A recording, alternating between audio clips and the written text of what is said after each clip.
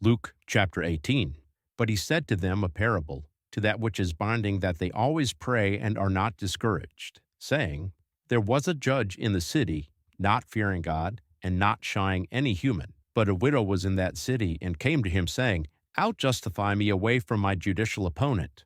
And not was he willing on for some time. But after this he said in himself, Also even if I do not fear God, but also do not shy away from any human, indeed, because of this widow innerly molesting beside me with tirings, I will out-justify her, lest she belabor me as one coming into finishing. But the Lord said, Hear what the judge of the unrighteousness says. But should God not, yea, not also cause the out-justifying concerning his out-chosen ones, those shouting to him day and night, since he is also far from grimming on account of them? I say to you, he will in quickness cause the out-justifying concerning them. Whereas will the Son of Human, as having come, consequently also find faithing on the earth land? But he also said to some, having complied on account of themselves that they are righteous, and nullifying the rest, this parable. Two human stepped up into the consecrated site to pray. The one was a Pharisee, and the ulterior one a duty collector. The Pharisee, as one having been made to stand, prayed this: God, I thank you that I am not just as the rest of the human are, robberish, unrighteous, adulterers, or also as this duty collector. I fast twice on the Sabbath, and give the tenth from all, yea, of as much as I acquire. But the duty collector, as one having taken stand afar, but also was not, yea, not willing to lift on up the eyes toward heaven, but struck his breast, saying, Be atoned to me, the failer.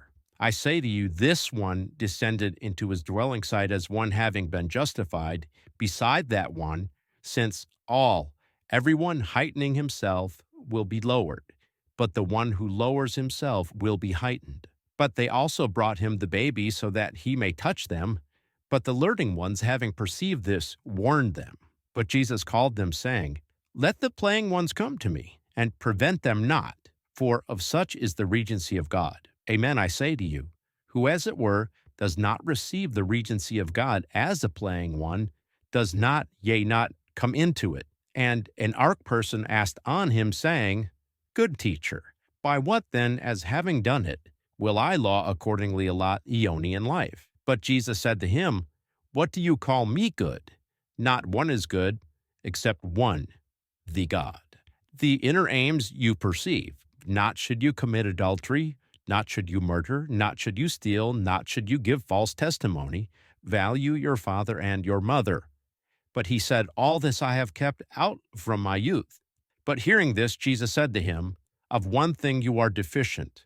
All, yea, as much as you have, sell it, and give it to the poor, and you will have store in the heavens, and come hither and follow me. But hearing all this, he was made to become as one abundantly saddened, for he was extremely rich. But having perceived him, Jesus said, How wholly adverse it is that those having monies will come into the regency of God.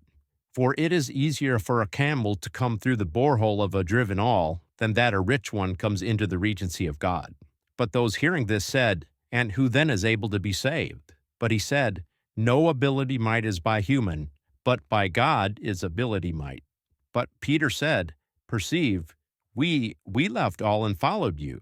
But he said to them, Amen, I say to you, not is there one who leaves house or wife or brothers or parents or children out for the sake in of the regency of God, who will not, yea, not take away manifold in this term and in the coming aeon, Aeonian life.